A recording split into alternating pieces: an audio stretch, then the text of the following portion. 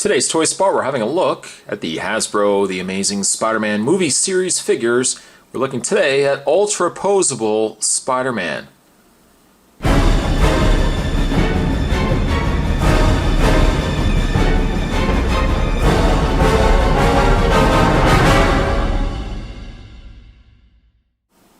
Ultra Poseable Spider-Man has over 20 points of articulation, as indicated down below by the package here.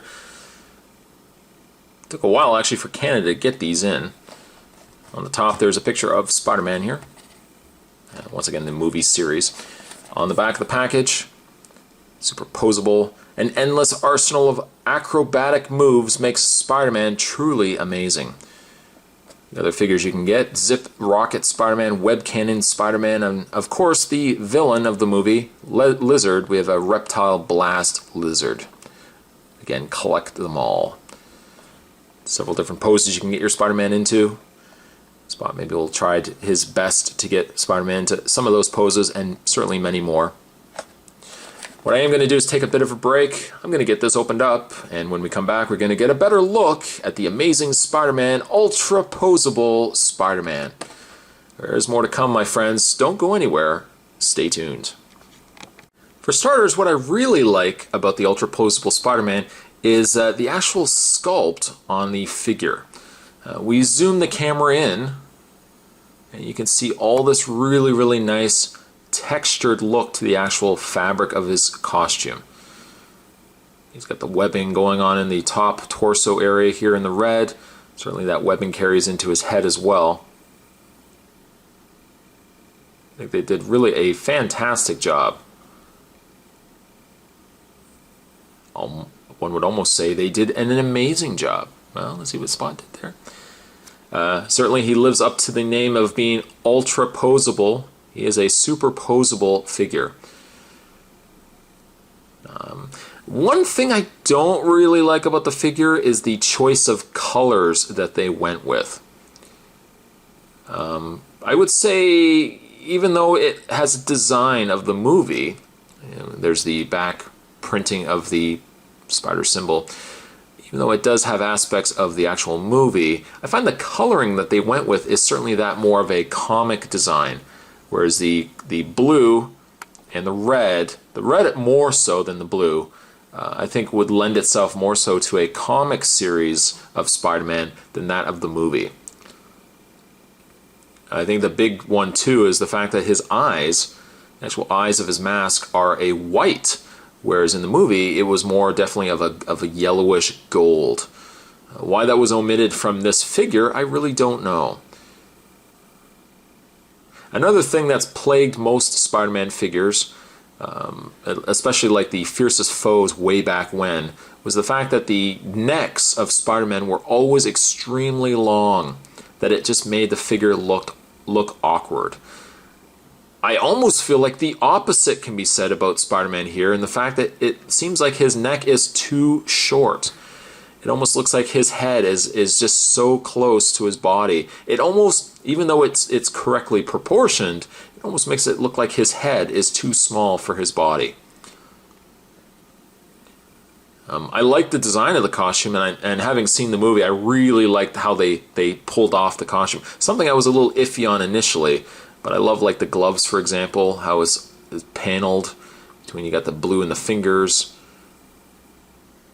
I also really like the boots, even though the fact that yes, there are these silver soles to the shoes, or to the boots that Spider-Man has, I still really like, the overall design of the costume. I think, again, in figure form, it's done well, but I just think it's the wrong coloring that they went with for this figure. He certainly does live up to his name. There's a lot of articulation on the actual figure. Some aspects, though, not really all that happy with. Spider-Man does have, I'll zoom the camera in here.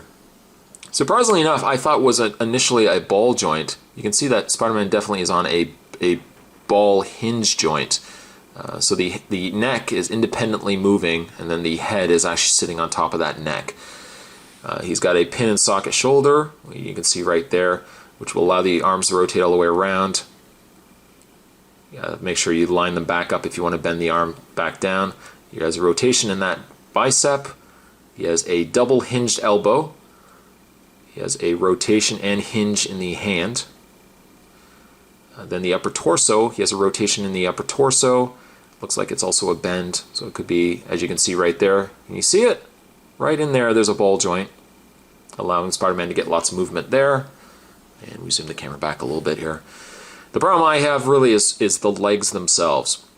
He has a pin and socket leg, which will allow the leg to move forward, but will not allow it to move sideways unless you rotate it and then move the leg back down. And then you'll see that the hinge is now on the side of the leg, which means then the leg can move out, but it won't move forward until you once again bring that hinge forward.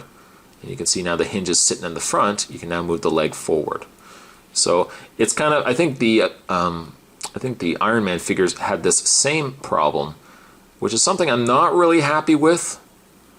I wish they had done something different with the actual thigh, the upper leg area. He does have a rotation in the thigh. He has a 2-point bend in the knee. And then he also has a hinged foot.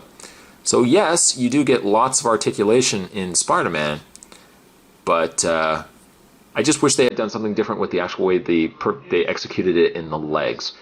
Something else, just as a side note, that I wish they had incorporated with this Spider-Man is actually a display base. You can get lots of movement and lots of positions and poses out of Spider-Man, but without a proper base, Spider-Man is going to have a tough time standing. You're going to have a tough time getting the figure to actually stand up. I still like the figure. I still really like the figure. I don't know if I would say it's a definitive movie style of Spider-Man figure. I think proper coloring would have certainly fixed that up. So even though the coloring is not probably the best, I do like the fact that you get lots of articulation, a lot of different pose options out of him. Superposable Spider-Man, I am going to give him an 8.5. Today's Toy Spot, we're having a look at the Amazing Spider-Man movie series, Superposable Spider-Man. Thanks for watching, guys. I'll see you guys next time. Whoosh.